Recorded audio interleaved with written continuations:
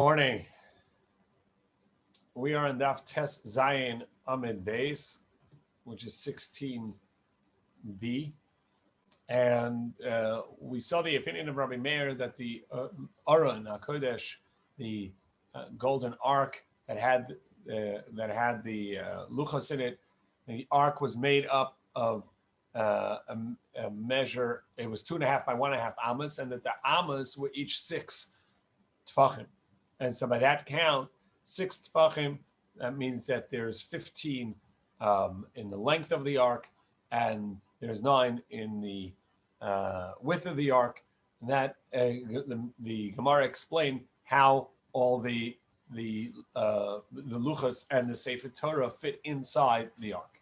However, we saw the second opinion at the end yesterday, which was Rabbi Yehuda's opinion, that all the structure of the Beis HaMikdash had a 6 tefach amma, 6 fist breadth amma. However, for the ark and the kalim, for the aron and the shulchan and the menorah, they were all made with an amma of 5 tefachim. So if you have 5 tefachim, then you're going to have a smaller number in the 2.5. The Gemara is going to say you only have 12.5 tefachim, and as we know, as we saw yesterday, that the luchos themselves, the tablets themselves, were 6 tefachim tall and 3 tefachim wide. And side by side, they would be 6 by 6. So we now have a question how that fit in. So Gemara says,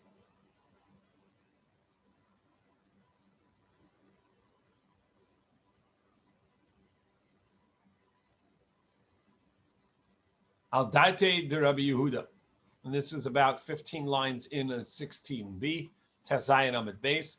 The first word of the line is Daite. Al Daite de Rabbi Yehuda. According to the opinion of Rabbi Yehuda, this is what we said, that the amma, the measure of the cubit, the amma was 5 tefachim. That means that the length of the aron was 12.5 tefach. The chsiver, it says amasayim v'chetzi arka, because it was 2.5 amma, as the pasuk says. Amsa chamisha v'amsa chamisha, 1 amma of 5 and another amma of 5 is 10. Upalgas amsa, and a half of 5, trei upalgas, 2.5.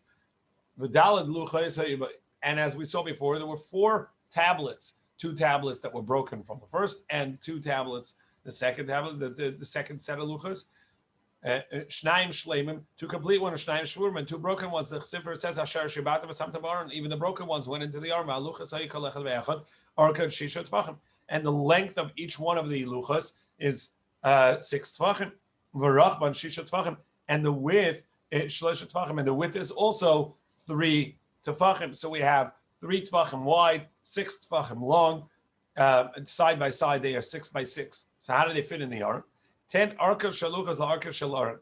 So you have the length of the luchos to the length of the ark. 6 tefachim long, so that's 6 tefachim. The next one is 6 tefachim long on top of it, so that now you're at 12 tefachim inside the aron.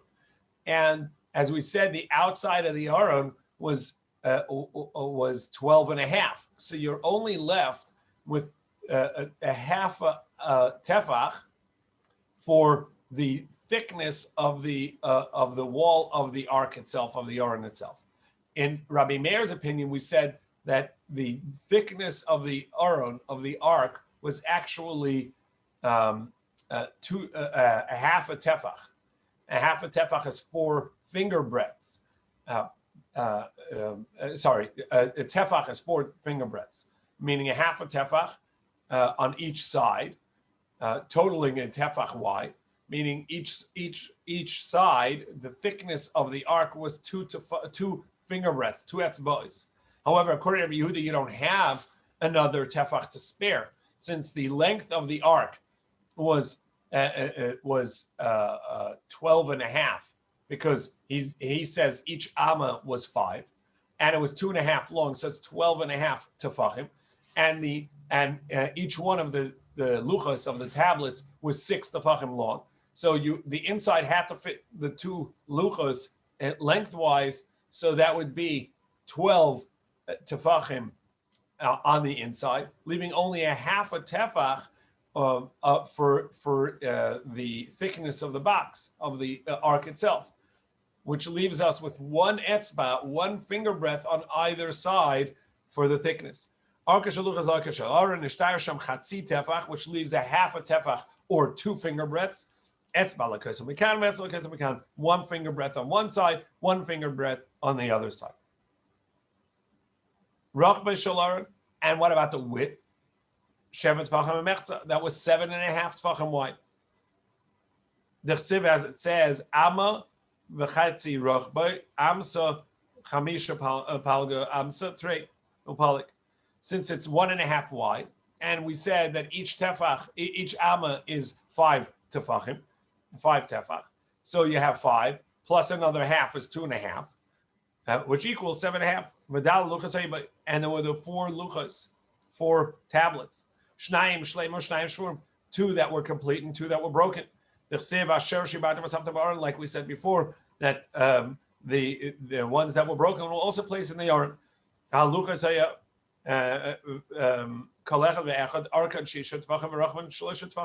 Each one was 6 long and 3 wide. So we have the 2 complete ones, 3 wide, 6 long on the toward to the length, and now you have another 3 tefachim wide for the broken ones. V'tein arkan l'rach v'shalaron. So you put the length to the length of the aron. V'nishtayir sham tefach hamechza. What you're left with is a tefach and a half. Etzba l'kaisel mikan u'mikan. So the half is taken up by the width of the thickness of the wall itself. That's by mikan. 1 finger breadth on one side, 1 finger breadth on the other. Chatzi tefach mikan v'chatzi tefach mikan l'shilut. However, there was a gap between the wall and the ark itself, a half a tefach, meaning 2 finger breadths, to get your hand in and be able to take the luchos out and put it back in, because it's very snug. It's the length of the stones are exactly the length of the inside of the box. So you need some space to be on the sides to be able to let your hand in to lower the luchos into the box. So now that we talked about the length of the box, the width of the box, the thickness of the box, 2 opinions of whether it was 1 finger breadth thick or 2 finger breadth thick.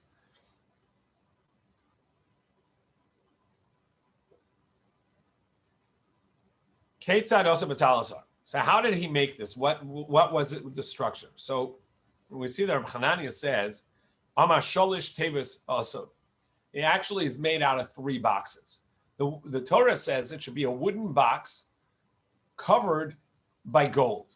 Now, the covering by gold can be done 2 ways. It can be gold plated, meaning you can plate the wood and attach the gold to it, or it can be covered by a golden box placed on the inside directly of the wooden box, and the same on the outside. A wooden box which is placed inside a golden box, it's snug to it, which would be the golden box covering the wood box. So this is what Rabbi Hanani says, that it's 3 boxes. Shtayim shel zav, 2 golden boxes, v'achar shel eitz, and 1 of the wooden boxes.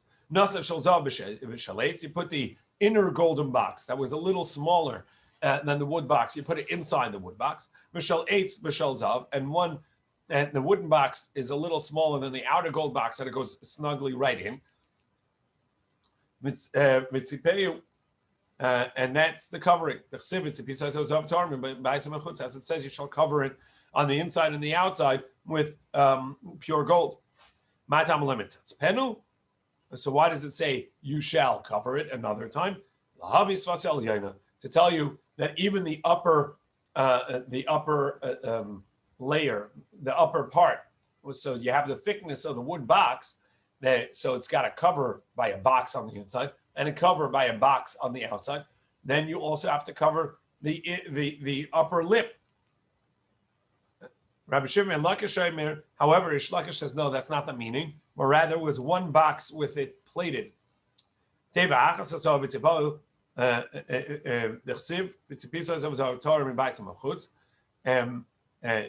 says you shall cover it with gold on the inside and the outside.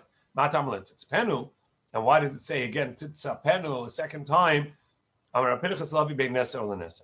tell you that each plank of wood was covered with gold, plated with gold, and then they were attached. To tell you that even between the two planks, there was a gold plate as well.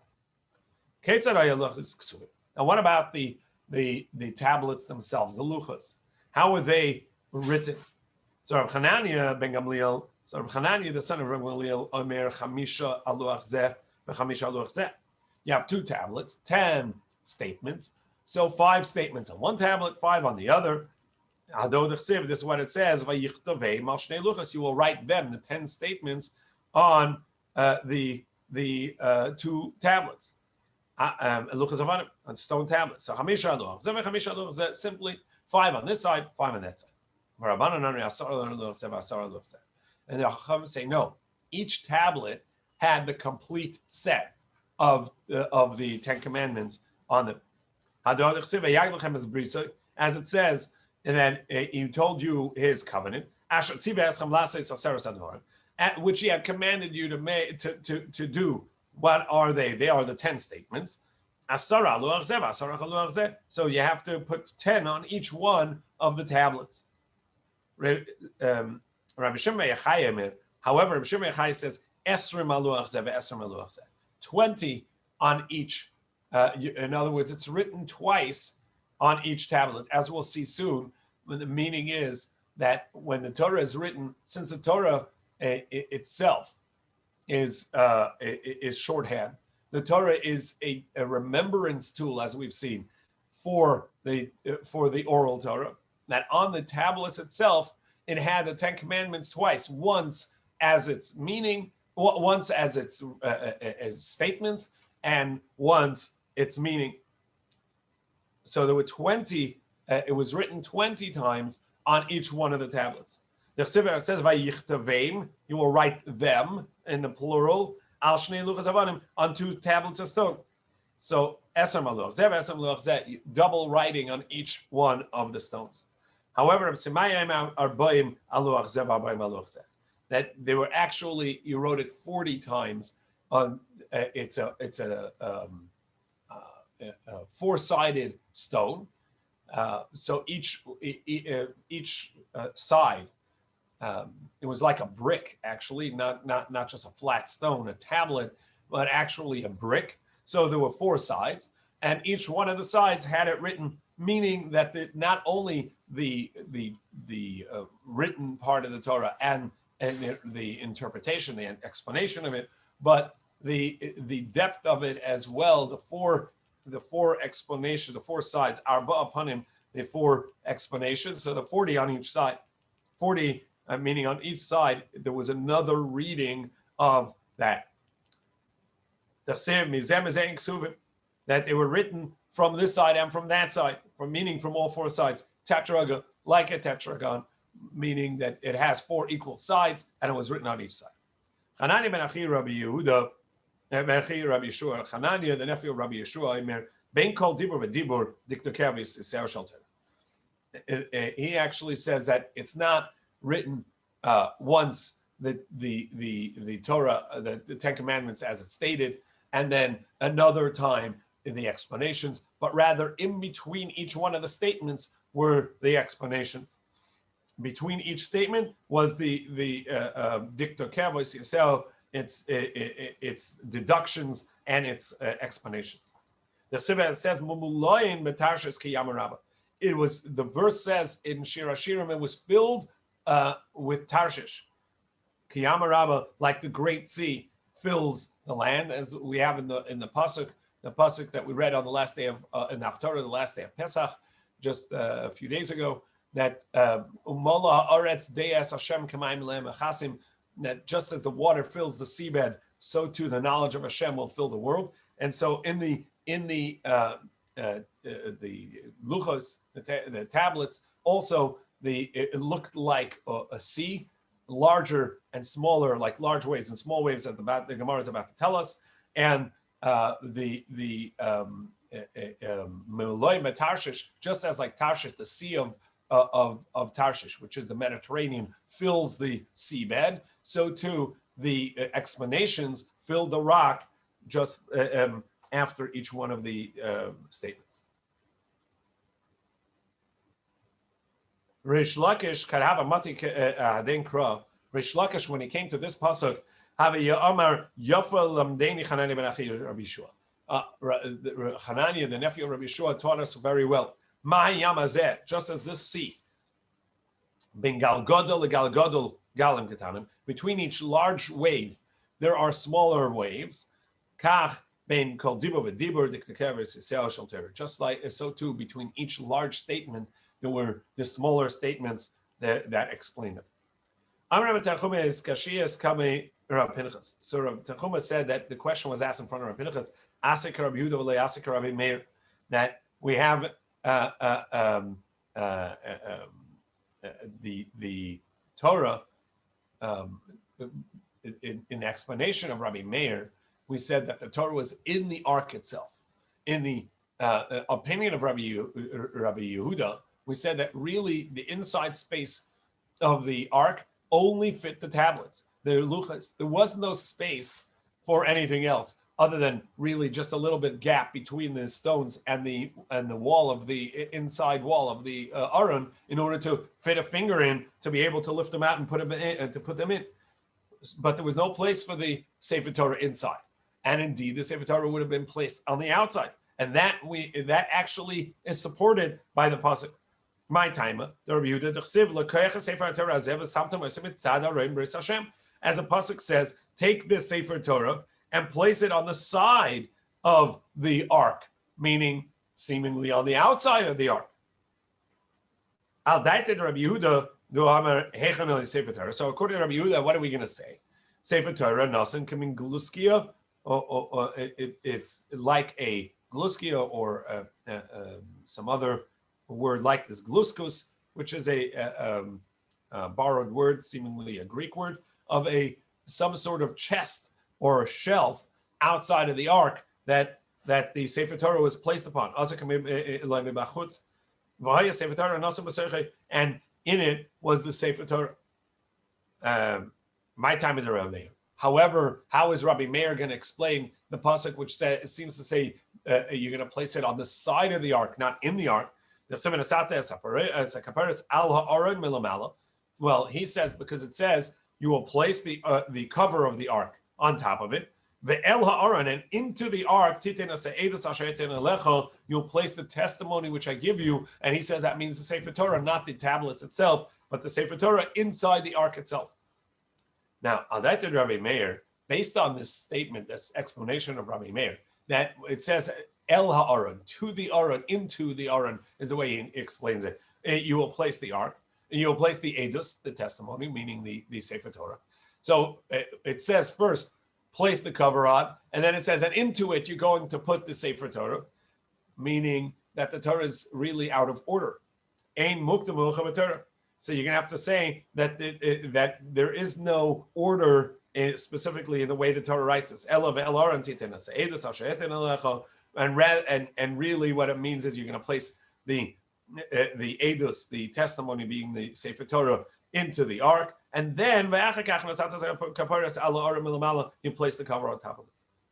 Rabbi Pinchas v'Shem Rabbi Shimon ben Lakish, he explains that Torah shenosel HaKadosh Baruch Hu Moshe nasna lo eish lavana charusa be'eish shechera. The fire, the Sefer Torah that Hashem gave Moshe, besides for the parchment written with black ink, white parchment, black ink, it's also a Sefer Torah of white fire written in black fire, and these represent the secrets of the Torah, and these represent the spirit of the person who has to connect to Hashem in learning the Torah. So be'esh muvlelas, It is a fire that is all encompassing, that brings into it be'esh, chatzuva me'esh, mesuna me'esh. It is hewn out of stone and given from stone. As it says, mimina ish taslama, from his right hand, a fire law to us. And if you look at these two words, the last word das lamo, a law for them, it has the words Talmud, the last letter and the first last letter of Talmud, and the first letter of Talmud are the word, make the word das, and lamo for him is in the middle. That this is the law for him is the study of the Talmud. Okay, so the Mishnah says. The previous Mishnah said there were 13 tables, 13 bows, and the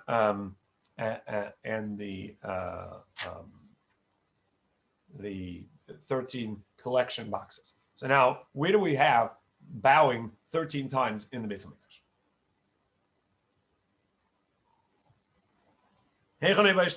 Where were these bows? So there were 4 on the north side, 4 on the south side, 3 shalosh mizrach, 3 on the east side, ubeis ma'arav, 2 on the south, on the east, the west side. Keneged shlisha shonim. So these were by each one of the gates of the openings. So Duraimiyim, the southern gates, smuchim l'ma'arav, were close to the west side, so they were south, but southwest.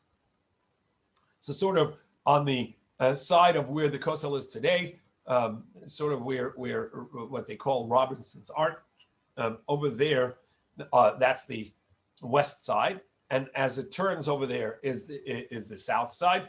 That right there were 4 entrances. Shara Elyon, the uppermost one, because that was the highest part. That was the westernmost. Shara Delik, where the firewood was brought in. That's the next. That's a fuel gate. Shara Bechoris, where the firstborn animals were brought in. That's the next gate. And Shar Hamayim, where the water gate. And why was it really called the water gate? That's where they bring in the jugs of water for the pouring of the libations of water on Sukkot B'Chag on Sukkot. Now we're at the top of Yudzayin Manal. Rabbi Lezer Yaakov Omer Shabai Hamayim Mapakim that's where the water that's going to come out of the Beis Hamikdash, which Yecheskel at length explained that the Gemara is going to elaborate on soon. The water came out from the Kedoshim, very thin stream of water, and it would come out through that gate and then expand into a mighty river along the way. So it's going to come from that doorway. Lu'amasam, and across those, which these 4 doors that were on the southern side, on the east, towards the west, so too on the north, but Tzafa and Smuchim and Marav, also towards the Marav, which is the western wall that we have. Shar Yechanya, you had Yechanya's gate, Shar HaKarban, the Karban gate, Shar HaNashim, the women's gate, and Shar Hashir, the musical instrument gate. And why was it called the gate of Yechanya? And Shabbat Yatsa Yechanya Begalusa, that's where Yechanya left to go into exile. Shabbat Mizrach, what about the eastern gates? Shar Nikanor, the main gate, which was Nikanor's gate, Vishnei Pishpashim, and 2 smaller doors that were to the side of each one, each one to the side of the main door. One on the right, one on the left. Shnai Mamarav, and the 2 western gates. They didn't have names, and they were rarely used. Masnitin, Abba Yosef ben Yochanan. Our Mishnah is the opinion of Abba Yosef ben Yochanan. The Amma Yud Gimel Sharim, it says there were actually 13 gates. Baram, Karabanan, however, the Rabbanan disagree and say there were only 7 gates, and some of those names are duplicates, meaning that the same gate that Yechania went into exile was not its own gate, but it was named that because he used one of the gates that were used for something else as well. Shiva Shara, Ayim Adas Arbanan. So according to Arbanan, so what were the 13 bowings? This is based on a different teaching. We learned in Taman, Yud Gimel that the Greeks, when they came in the days of the Maccabees, they broke 13 breaches to the outer wall of the Beis Hamikdash. The kings of Greece. The and the Hasmoneans, the Hashmonaim, they rebuilt those 13 breaches. And for that, each one of the breaches, thanks to Hashem for rebuilding and keeping the Beis Hamikdash standing, they bowed at each one of those breaches that were rebuilt. Ksiv. So going back to Yecheskel's vision of the water coming from the Beis Hamikdash, on that day will be Yetzu Mayim Chayim Yerushalayim. Living waters are going to come out of Yerushalayim. So we're going to see later that this is specifically the living waters of Yerushalayim, and that's going to be different than the water after that. But in any case, it says that the waters are going to be coming out of Yerushalayim. Tani, so we learn that the water came out of the Holy of Holies. Ad aparechas, until the curtain of the Holy of Holies, kikarni silei v'kili. It's like the antennae of these tiny snails. Min aparechas adam mizbeach hazav. From there, it got bigger a little bit, and until the mizbeach, the golden altar that was inside the Beis Hamikdash, it was like the antennae of grasshoppers. Kikarni chagav. Min mizbeach hazav ad azaris. From there, it widened, and it was like the thread of a loom. Mina azaris ad miftan abayis, and from the courtyard until the actual doorstep of the Temple Mount of the bayis of the doorway, kuchut shel erev. That's like the thicker thread of the loom that's passed back and forth in the shuttle. Mikan ve'elech, and from there and on, now that it was thicker, like whatever this thread is. Ksiv, and it says like this thicker thread, the water min hakasef hayamanas, from the right shoulder, meaning from the Beis Hamikdash on the right shoulder, and the right being the south. So from the southern side of the Beis Hamikdash, the water is now going to be coming out. And B'tzeisa ish kadim, as the person comes out eastward. So that's the south. V'kav b'yada, and now the angel who's showing this to Yecheskel shows him a measuring stick in his hand. V'yamid elef amma, and he measures 1,000 amma, let's say 1,500 feet. And there the water is already thick to his ad karsula till his ankle.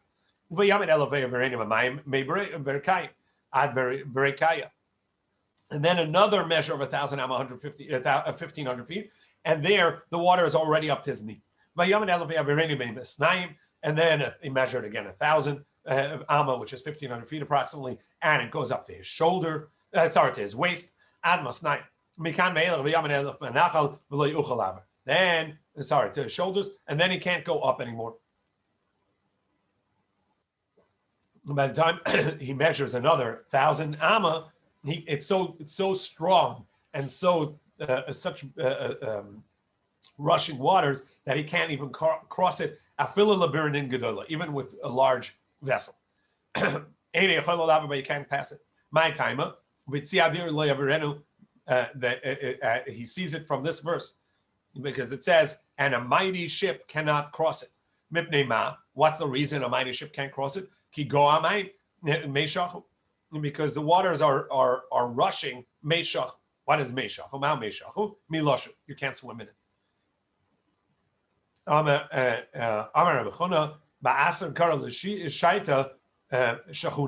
Because a crossing with a boat is called shachuna. And also we see in the verse it says that he spread his arms, that he spread his arms like someone who is swimming would be shocha, would stretch his arm. So you see that the meaning of the word shocha is swimming. What does the word socha mean? it's the word. He's saying in Drash, the word is sicha, sachin, meaning sicha, speech, talking about that it's waters that the entire world are talking about this phenomenon, this amazing thing that's going on. It says on that day, it'll be an open source of water for the house of David and for the dwellers of Yerushalayim. Simple meaning is for spritzing the water. However, the drash is as a sin offering and as a nida, meaning.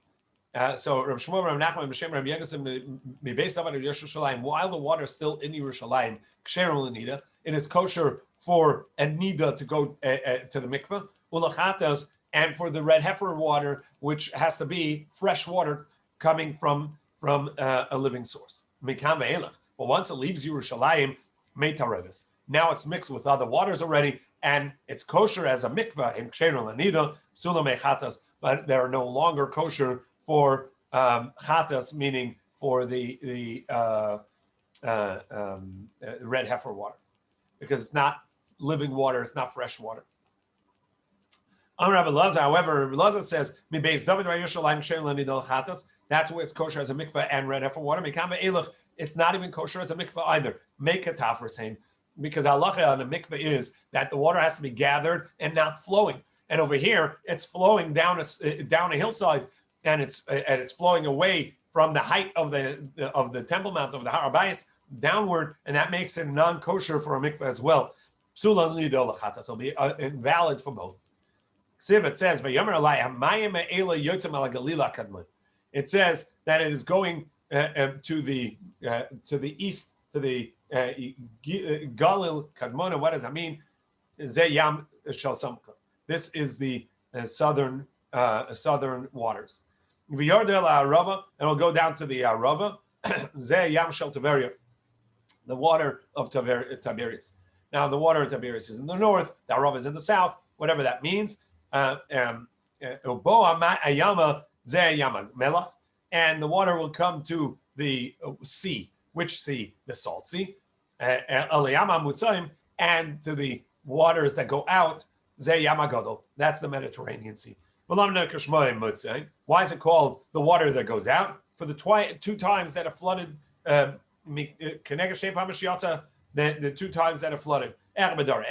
Once in the generation of Enosh, which is the first generation that started idolatry. Once in the disbursement generation, which is the Tower of Babel, where they built a tower to fight Hashem.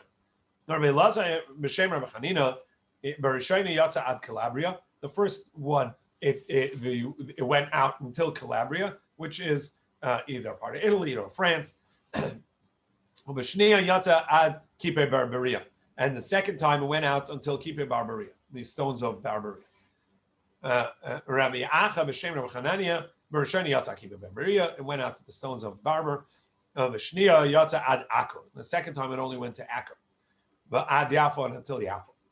Ad Po, because we see ad Po Tova, till here you shall come, is ad Ko you shall come, which is Akko. V'Latosef ad Akko. No, you'll not go anymore. So that's ad Akko till Akko Tova. You'll not come out anymore, and so here you shall be. With the strength of your waves. So upo is Yafo.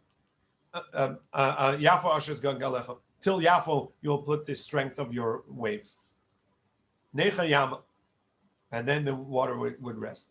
Yama Rabba, V'Yama the Milcha. So the Gemara says Necha Yama the Rabba, V'Yama the Milcha. It's okay. We understand why the fresh water is going to go to the Great Sea, the Mediterranean Sea, and to the Dead Sea, the Yam HaMelech, to sweeten them, to make them fresh.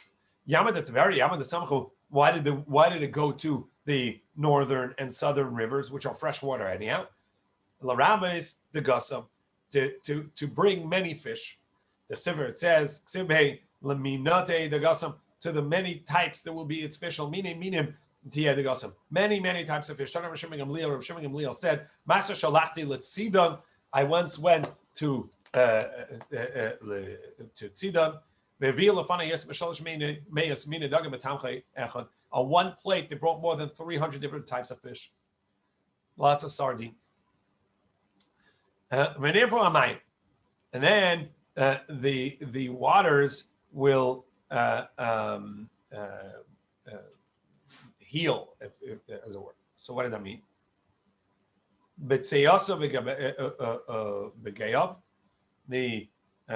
So as it went out, and in its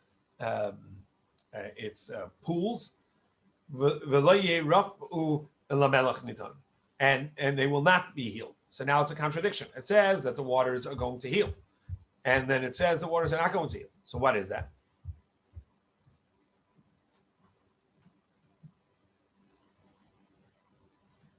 It says the waters will be healed, and then it says that it's not going to heal.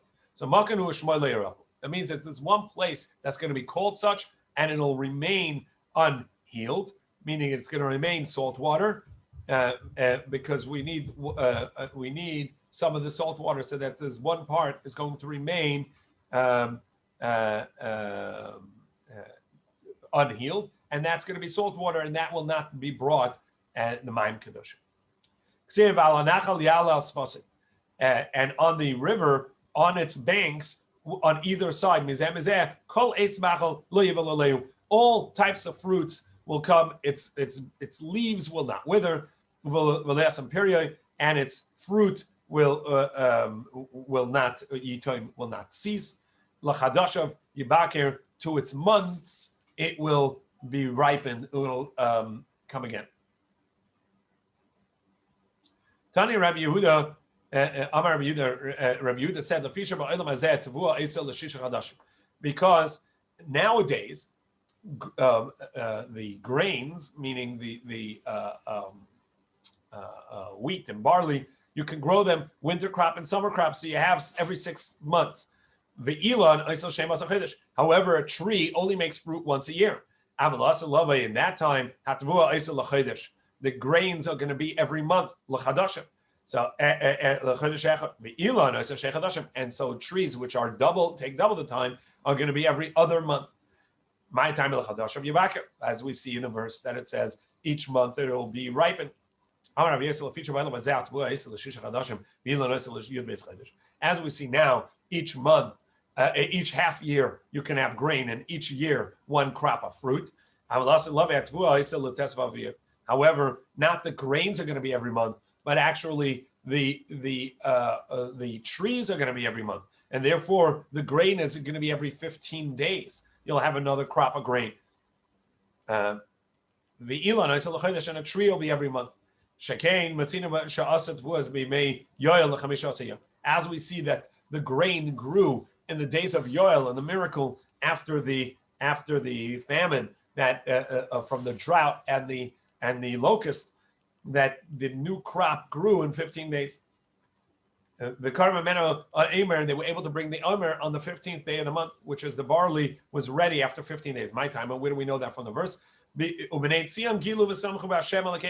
Children of Zion, be joyous and happy in Hashem your God, because He made the first rain in righteousness, and the second rain, Mora Malkush, the second and third rains that are needed for the grass for the grain to grow. It has to rain, and then have the sun, so it starts growing, and then another rain and another rain. So these are the rains that would normally come over a season and allowing the barley to grow. Here it happened all Barishon in the first month, meaning in Nisan.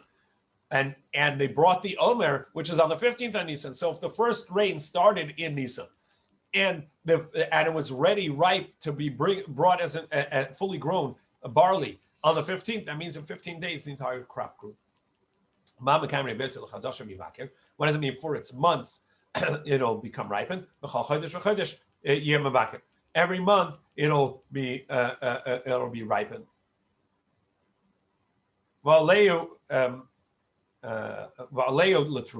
And it says that back to Yecheskel, it says that its leaves were healing. That means that it was food. You you can suck on the leaves of the tree, not only eating the fruit, but even just sucking on its leaves, you will get your nourishment. One says that tarafeh is tar pia, its mouth. One is to open the upper mouth. One says to open the lower mouth. One says that women who could not become pregnant became pregnant. That one who couldn't speak, somebody who was a mute, was able to eat or speak afterwards. And it says, and across them, the doors that we said. So these are the door. This was all explanation of the door that the Shar Mayim, according to explanation, that's where the waters of Yecheskel's vision are going to come out. And on the northern side, there were doors as well. So we said, what was the northern door that Yechaniah came out of? So at Meitzah B'Shosha Allah Nebuchadnezzar, you find that on the time that Nebuchadnezzar came, so he came to Eretz Yisrael many times, and he replaced the king, took the old king captive, and replaced it with another king that he thought would be more submissive to him. So when he came, he came to the city of Antioch. The Yotze Sanhedrin Gedolah Lekrosis. So the great Sanhedrin went out to him and said, "You coming to destroy the Beis Hashem?" He said to them, "No, all I want is the king that I had placed and who is rebelling against me. I want you to give him to us. And then I'll leave. I'm not coming to destroy you guys." So they came to Yechaniah, to Yehoiachin, Melech Yehuda, the king of Yehuda, and they said, Nebuchadnezzar is asking for you. He knew what that meant. He knew what that meant. He took the keys of the Beis HaMikdash. He went to the roof of the Beis HaMikdash, of the Beis HaMikdash itself. He said to Hashem, Master of the universe, in the past, we were trustworthy to you. So you trusted us with your keys. Now we're not trustworthy to you. I give you back your keys. Now the next part of this story, two versions. He threw it up and it never came down. And one says he didn't throw it up. He put out his hands with the keys on it, and an image of a hand came from the heavens, and it took the keys out of his palm. When all the others of Yehuda saw this, came, now we're on 17b, they went up to their roofs, and they fell off of Mesu and died. This is what it says, this vision of that was seen. What are you doing here? That the city was desolate on account of going up to the roofs, meaning that they didn't die on account of a hunger or sword or battle. They died from the roofs. The Mishnah previously had also said that there were 13 tables. So Yud Gimel Shulchan, as the Mishnah says, there were 13 tables. 8 of them were made of marble, and they were in the slaughter part of the courtyard, which was the northern side of the courtyard. They were lined up there to clean the innards of the animals. And there were 2 on the western side. Bamara Kevish on the western side of the ramp going up to the altar. One of those were made of marble. However, one was made of silver. On the marble one, which was cold, they would put the parts that went onto the altar. But the silver one, klisharis, that one would change temperature more, and so that one was the one that had the service vessels on. Beis Ba'ula, there were 2 also in the antechamber entering the Beis HaMikdash, on the inside of the doorway. Al Pesach Habayis, on the doorway itself. Echad Shel Shayesh, one of them was made of stone. Ve'echad Shel Zav, and one of gold. Al Shel Shayesh, Nosim Lechem Apanim B'Knisas. The stone one was where they put the showbread when they were bringing it in. Val Shel Zav, and the golden one, they would put the showbreads as they were taking it out. The next Shabbos, they were bringing it out to the Kohanim to eat. And why would they made it gold? Because because you only go up. And since the table is gold, you can't take it out to a marble table. It has to go back onto a gold table as well. And one, the gold table on the inside, that's where the showbreads were all Shabbos, all week long. And B'ez Hashem, tomorrow we'll go through the teaching about the tables in the Beis HaMikdash.